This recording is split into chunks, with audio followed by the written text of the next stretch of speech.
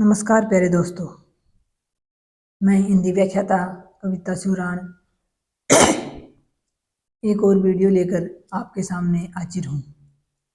हम कर रहे हैं हिंदी साहित्य इतिहास का रिवीजन, यानी आधुनिक काल हम पढ़ रहे हैं। हमने भारतेंदु काल पढ़ लिया, संक्रांति काल पढ़ लिया, अब हम पढ़ रहे हैं द्विवेदी युग या जागरण सुधार काल। उसमें हमने मुख्य मुख्य कवियों को देख लिया, जैसे हमने पाठक जी को देख लिया था और अयोध्या सिंह उपाध्याय हरिऔध को देख लिया था, और जो हमारे राष्ट्र कवि हैं मैथिली शरण गुप्त, उनको हमने पढ़ लिया था, और महावीर प्रसाद द्विवेदी को हमने पढ़ लिया था। अब इस वीडियो में हम पढ़ेंगे राम नरेश त्रिपाठी जी को। देखिए, राम नरेश त्रिपाठी जी का जन्म 1889 ईस्वी में, जन्म स्थान जौनपुर यूपी। रचनाएं हैं इनकी मिलन 1917, पथिक 1920, मानसी 1927 और सोपन 1929। ये चारों रचनाएं, और इन रचनाओं का प्रकाशन वर्ष आपको याद रखना है साथियों। इनकी 4 ही रचनाएं हैं, चारों बहुत महत्वपूर्ण हैं। अक्सर प्रश्न इसमें से पूछ लिया जाता है। इनकी मिलन रचना में विदेशी शासन से भारत की मुक्ति का आह्वान किया गया है। इनकी पथिक रचना में उपनिवेशवाद के एक तंत्र से मुक्ति का आह्वान किया गया है। इनकी मानसी रचना फुटकल कविताओं का संग्रह है। इनकी सोपन रचना में उत्तराखंड व कश्मीर की प्राकृतिक सुषमा का वर्णन किया गया है, और साथ ही विदेशी आक्रमणकारियों से भारत की सुरक्षा का आह्वान किया गया है। ये इनकी चारों रचनाओं के बारे में है, लेकिन आपको मानसी याद रखने हैं, जो फुटकल कविताओं का संग्रह है। राम नरेश त्रिपाठी हिंदी साहित्य में बाल साहित्य के जनक माने जाते हैं, यानी बाल साहित्य लिखने की शुरुआत, बच्चों का साहित्य लिखने की शुरुआत के जनक राम नरेश त्रिपाठी जी माने जाते हैं। इन्होंने वानर नामक एक बाल पत्रिका का संपादन भी किया था। त्रिपाठी जी भारत में भ्रमण करके भारत के लोकगीतों के संग्रह का महत्वपूर्ण कार्य करते थे, यानी पूरे भारत में भ्रमण करके जो लोकगीत हैं स्थानीय जगह जगह के, उन लोकगीतों का इन्होंने संग्रह किया था। इनके कविता कौमुदी संग्रह में हिंदी, उर्दू, बंगला, संस्कृत इत्यादि भाषाओं में रचित कविताओं का संग्रह है। यानी कविता कौमुदी इनकी अलग से एक रचना है, जिसमें इन 4 भाषाओं के जो कविताएं हैं उनका संग्रह किया गया है। 4 रचनाएं हमने पीछे देख ली। इनकी कविता कौमुदी भी इनकी महत्वपूर्ण रचना है। कविता कौमुदी रचना को 8 भागों में प्रकाशित करवाया गया है। इनकी प्रसिद्ध कुछ पंक्तियां हैं। त्याग बिना निष्प्राण प्रेम है, करो प्रेम पर प्राण निछावर। पराधीन रहकर जग में अपना दुख शोक न कह सकता है, ये अपमान जगत में केवल पशु ही सह सकता है। यानी जब हम गुलाम थे, पराधीन थे अंग्रेजों के, उस समय की रचनाएं हैं। तो इसमें लोगों को जागृत किया गया है कि अपमान, जो पराधीन रहने का अपमान है, वो केवल पशु सह सकता है। हम तो फिर भी मनुष्य हैं, तो हमें अपनी आज़ादी के लिए लड़ाई करनी चाहिए। अगले हमारे हैं नाथूराम शर्मा शंकर, अगले कवि। इनका जन्म 1859 ईस्वी में हुआ। इनकी रचनाएं हैं शंकर सर्वस्व, शंकर सरोज, अनुराग रतन और गर्भ रंडा रहस्य। ये इनकी सबसे महत्वपूर्ण रचना है साथियों, अक्सर पूछी जाती है। शंकर सर्वस्व और शंकर सरोज तो इन्हीं के नाम पर है, इनका उपनाम है शंकर, तो उन्हीं के नाम पर ये है, लेकिन ये रचना इनकी बहुत महत्वपूर्ण है।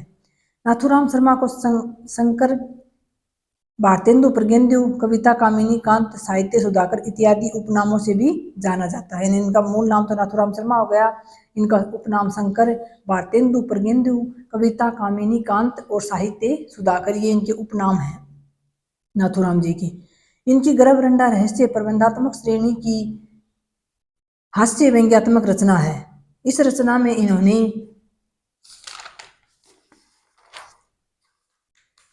बाल विधवाओं की दुर्दशा एवं धार्मिक स्थानों पर होने वाले दुराचारों का वर्णन किया है।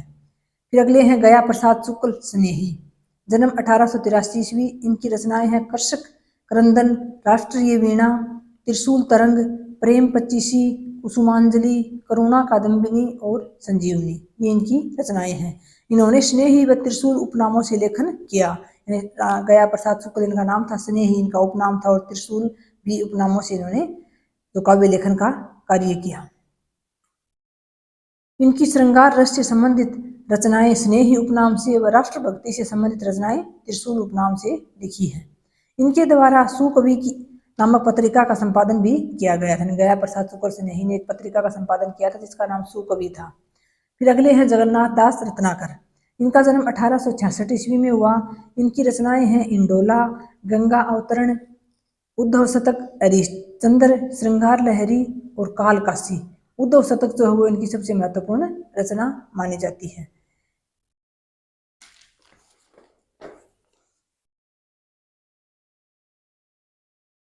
इनकी उद्धव शतक रचना सबसे प्रसिद्ध रचना मानी जाती है। इस रचना में विषय वस्तु तो सूरदास के सूर सागर से ली गई है, जबकि रचना की शैली और छंद रीति ग्रंथों से ग्रहण किए गए हैं। यानी जो विषय वस्तु है या जो इन्होंने लेखन कार्य किया है इसमें, वो तो इनकी सूर सागर जो सूरदास जी की सबसे प्रसिद्ध रचना है उससे लिया गया है विषय वस्तु तो, लेकिन उसका जो रचना की है इन्होंने, जो शैली अपनाई है लेखन में, वो रीति ग्रंथों से ग्रहण की है। इसीलिए जगन्नाथ दास रत्नाकर को भक्ति काल व रीति काल का समन्वय कवि कहा गया है, क्योंकि भक्ति काल से तो इन्होंने अपनी रचना की विषय वस्तु ले ली सूरदास की सूर सागर से, और रीतिकाल की जो शैली थी लेखन की, छंद और रीति जो शैली थी वो इन्होंने ग्रहण की रीतिकाल की, तो इनको भक्तिकाल और रीतिकाल का समन्वय यानी दोनों का समन्वय करने वाले, सामंजस्य करने वाले कवि कहा जाता है। ये लाइन महत्वपूर्ण है, आपको याद रखनी है। इन्होंने प्रारंभ में जक्की उपनाम से रचनाएं लिखी हैं। जगन्नाथ दास नाम है इनका, तो जक्की उपनाम से रचनाएं लिखी हैं। रत्नाकर ने द्विवेदी युग में भी शुद्ध एवं परिष्कृत ब्रज भाषा का प्रयोग किया है। ये बात याद रखनी है, क्योंकि हमने पीछे विशेषताओं में पढ़ा था कि द्विवेदी युग में काव्य और गद्य दोनों की भाषाएं जो है वो खड़ी बोली हो गई थी, लेकिन यहाँ एक बात याद रखनी है कि इन्होंने द्विवेदी युग में भी शुद्ध एवं परिष्कृत ब्रज भाषा का प्रयोग अपनी रचनाओं में किया है। इसलिए ही इन्होंने खड़ी बोली के समर्थकों को अठी एवं मूर्ख कहा था। ये इनकी प्रसिद्ध लाइन है। खड़ी बोली के जो समर्थक लोग थे उनको ये अठी और मूर्ख कहते थे, इसलिए इन्होंने खुद अपनी रचनाएं ब्रज भाषा में लिखी हैं। इनके द्वारा बिहारी सच्चाई पर बिहारी रत्नाकर नाम से टीका लिखी है, जो बिहारी सच्चाई की सबसे प्रामाणिक टीका मानी जाती है। ये हमारे फर्स्ट ग्रेड के सिलेबस में भी शामिल थी, मैंने पेपर दिया तब तो, और अब भी होगी शायद। बिहारी रत्नाकर की जो टीका है जगन्नाथ दास रत्नाकर की लिखी हुई, वही टीका हमारे पाठ्यक्रम में शामिल थी और सबसे प्रामाणिक टीका मानी जाती है। उसके बाद अगले कवि हैं सत्यनारायण कवि रत्न। जन्म 1879, रचनाएं हैं विदेह तरंग, प्रेम कली, ब्रह्मरदूत, और इनके अनुदित रचनाएं हैं ओरेसस, मालती माधव, उत्तर रामचरित। यानी ये तीन तो इनकी मूल रचनाएं हैं, विदेह तरंग, प्रेम कली जिसमें ब्रह्मरदूत सबसे महत्वपूर्ण रचना है, और अनुदित है ओरेसस, मालती माधव और उत्तर रामचरित।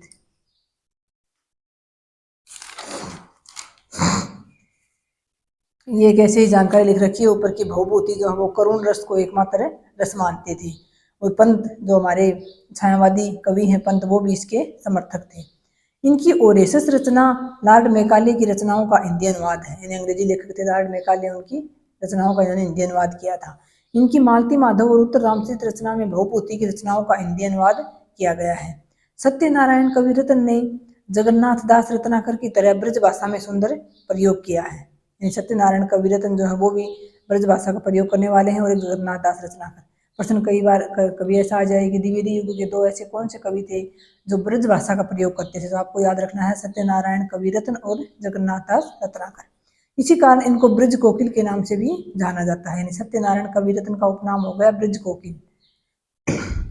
अगले हमारे कवि हैं राय देवी प्रसाद पूर्ण। जन्म 1868 ईस्वी। इनकी रचनाएं हैं धाराधर धावन, स्वदेशी कुंडल, मृत्युंजय, अमलतास, नए सन का स्वागत, नवीन संवत्सर का स्वागत, और वसंत वियोग, और राम रावण वियोग। धाराधर धावन रचना में इन्होंने कालिदास के मेघदूत का हिंदी अनुवाद किया है। कालिदास की जो प्रसिद्ध रचना थी, संस्कृत के जो कवि थे मेघदूत, उनका इन्होंने धाराधर धावन नाम से हिंदी अनुवाद किया है। स्वदेशी कुंडल रचना में देशभक्ति पूर्ण 52 कुंडलियों का संग्रह किया गया है। वसंत वियोग रचना इनके द्वारा रचित एक लंबी कविता है। इसमें भारत भूमि को एक उद्यान के रूप में चित्रित किया गया है।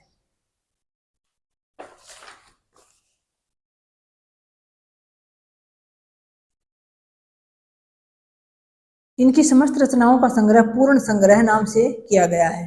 प्रकृति चित्रण के कारण पूर्ण की तुलना रीतिकाल के प्रसिद्ध कवि सेनापति से भी की जाती है। अगले हैं हमारे कवि मुकुटधर पांडे। जन्म 1891 ईस्वी। रचनाएं हैं प्रेम बंधन, कानन कुसुम, पूजा फूल, आंसू, उद्गार। मुकुटधर पांडे ने 1920 ईस्वी में श्री शारदा पत्रिका जो जबलपुर से प्रकाशित होती थी का में हिंदी छायावाद नाम से 4 लेख प्रकाशित किए थे। इन्हीं लेखों से इस काल का नाम छायावाद पड़ा। यानी आगे हम छायावाद पढ़ेंगे द्विवेदी युग के बाद। उस काल का छायावाद नाम पढ़ने के पीछे मुकुटधर पांडे के 4 लेखों का महत्वपूर्ण योगदान है, जो हिंदी छायावाद नाम से इन्होंने श्री शारदा पत्रिका में लिखा था। और श्री शारदा पत्रिका जो जबलपुर से प्रकाशित होती थी। आचार्य शुक्ल ने पांडे को छायावाद का प्रथम कवि या प्रवर्तक माना है। ये हम आगे पढ़ेंगे कि छायावाद का प्रवर्तक कौन था, प्रथम कवि कौन था।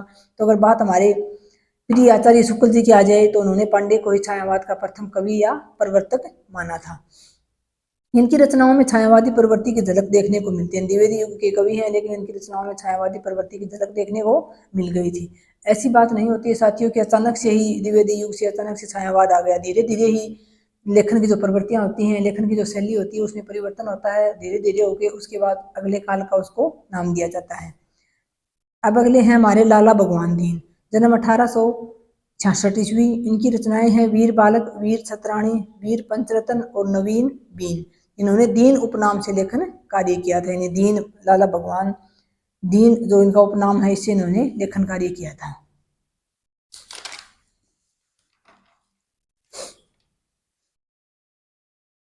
मैं ये हिंदी, उर्दू व फारसी के ज्ञाता थे, यानी जो हमारे लाला भगवान दीन हैं ये हिंदी, उर्दू और फारसी भाषाओं के जानकार थे। इनकी रचनाओं में उर्दू बहरों छंद का प्रयोग देखने को मिलता है।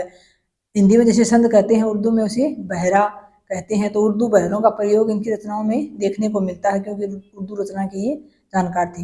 भगवान दीन ने लक्ष्मी नाम की पत्रिका का संपादन भी किया था। इन्होंने तुलसीदास, केशवदास व बिहारी द्वारा रचित अनेक रचनाओं पर टीकाएं लिखी हैं। तो ये हो गया हमारा द्विवेदी युग पूरा साथियों। इसके बाद अगले वीडियो में हम पढ़ेंगे छायावाद। छायावाद की शुरुआत करेंगे, छायावाद का प्रारंभ कहाँ से माना जाता है, किसको प्रथम कवि माना जाता है, इसके बारे में हम अगले वीडियो में पढ़ेंगे। और इसी तरह से मेहनत करते रहिए साथियों, लगातार अपनी मेहनत जारी रखिए। आपके एग्जाम में समय बहुत कम है। आप जो है जितना ज़्यादा अब रिवीजन करेंगे मुख्य मुख्य चीज़ों का, उतना ही आप सफलता के करीब जा पाएंगे। तो विशेष रूप से ध्यान रखें, अगर आपने टेस्ट सीरीज ज्वाइन कर रखी है तो उसको आप सीरियसली लें। अपने समय का ध्यान रखते हुए उस टेस्ट सीरीज की को हल करें और उसके अनुसार तैयारी करें। फिर कहाँ आप गलती कर रहे हैं टेस्ट सीरीज में, ये भी देखें कि आप प्रश्न को पढ़ते अच्छे से नहीं हैं, या फिर आप ऑप्शनों को नहीं पढ़ते हैं, या फिर आप जल्दबाजी में पढ़ गलत लेते हैं उस प्रश्न को। कहाँ यानी आपसे गलती हो रही है अगर टेस्ट सीरीज ज्वाइन कर रखी है तो। और अगर नहीं कर रखी है तो ऐसी भी कोई बाध्यता नहीं है साथियों कि आप टेस्ट सीरीज ज्वाइन करके ही सफल होगे। मैंने कोई टेस्ट सीरीज ज्वाइन नहीं की थी, अभ्यास किया था। हालांकि जैसे अब दिशा वगैरह की बुक्स बताते हो आप सब साथी, तो मैंने कभी पढ़ी नहीं। तो लेकिन अगर आई हुई है ऐसी कोई पुस्तक अभ्यास के लिए तो ठीक है, आपने पुस्तक ला रखी है तो आप उससे अभ्यास कीजिए। टेस्ट सीरीज कोई अनिवार्य नहीं होती है। हाँ, टेस्ट सीरीज का ये है कि एक तो हमारी तैयारी उस लेवल की होती रहती है, लगातार रिवीजन होता रहता है, टेस्ट होता है, तब हम उसको और ज़्यादा पढ़ते हैं और फिर हमें अपनी गलतियों का एहसास होता है। हम जो गलतियाँ परीक्षा हॉल में करके आते हैं उनको हम पहले ही कर करके सुधार लेते हैं। और कुछ बच्चों में टेस्ट देते हैं तो हमें अपनी स्थिति का भी पता चलता है कि हम कितने पानी में हैं, कितना हमने याद कर रखा है, कितना कुछ हमें आ रहा है। ये सारी बातें टेस्ट सीरीज में पता चलती हैं। और बाकी नहीं ज्वाइन कर रखी है तो कोई बात नहीं, आप अपना मैटर पढ़िए। मैंने तो देखिए साथियों बार बार अपने मैटर का ही रिवाइज किया था, और मेरे पास मैटर भी कोई बहुत ज़्यादा नहीं था, सीमित ही मैटर था, उसी को मैंने बार पढ़ा था। और जो है उसी ये आज जो मैं नोट्स आपको पढ़ा रही हूँ, उन्हीं नोट्स को मैंने बार पढ़ा था। और ऐसे ही जीके में भी मैंने जो मेरे पास सामग्री थी बहुत कम थी, गाइड तो थी नहीं जीके की, ना ही मेरे पास सब्जेक्ट की गाइड थी, और ना ही कोई और बहुत मोटी कोई प्रामाणिक पुस्तकें थी। मेरे पास जो नोट्स थे वो मैंने सारे आपको अपने टेलीग्राम चैनल पर उपलब्ध करवा रखे हैं। उन्हीं नोट्सों को पढ़कर साथियों में सफल हुई थी। और हिंदी के तो ज़्यादातर नोट्स वही हैं जो कविता माहेश्वरी दी के हैं, उन्हीं से मैंने अपने नोट्स बनाए थे और उन्हीं नोट्स को पढ़कर वो भी सफल हुई थी। और भी बहुत सारे साथी ऐसे हैं जो उन नोट्स के माध्यम से सफल हुए हैं। वो नोट्स एक प्रकार से बहुत ही गहराई से, यानी बहुत ज़्यादा क्वेश्चन आने वाले जो नोट्स हैं वो बहुत ही अच्छे हैं। तो आप लगातार अपनी मेहनत जारी रखेंगे। अब जितना ज़्यादा हो सके आप साथियों बाहर की दुनिया से हटकर, बाहर कौन क्या कर रहा है, कौन क्या सोच रहा है, इन सब चीज़ों को कुछ दिन पीछे छोड़कर और 2-2.5 महीने जितने भी आपके पास बचे हैं उनका बहुत अच्छे से सदुपयोग कीजिए, तो आप इस बार सफल हो जाएंगे। बाकी वीडियो देखने के लिए आपका तहे दिल से आभार और धन्यवाद। जय हिंद, जय भारत।